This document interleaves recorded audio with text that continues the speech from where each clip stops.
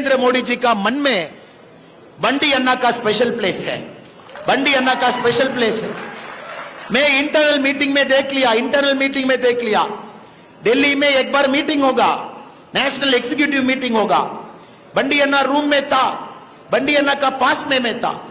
नरेंद्र मोदी जी बोला, बंडी जी आप स्टेज में आओ। ई नेशनल एग्जीक्यूटिव हॉल में आप तेलुगु में 10 मिनट भाषण करें, Telugu. You please understand, in a national executive meeting, when leaders from all across the country are present in Delhi, Modi ji called Bandi Anna to the stage. He said, talk in Telugu for 10 minutes. He spoke in Telugu for 10 minutes about the Yatra, about the BRS party, corruption, family rule. Everybody pin drop, they listen. Because Modi ji knows Bandi Anna's emotion. So if there is one leader in Telangana who has completely captured Narendra Modi ji's heart, it is our Bandi Anna who is sitting here.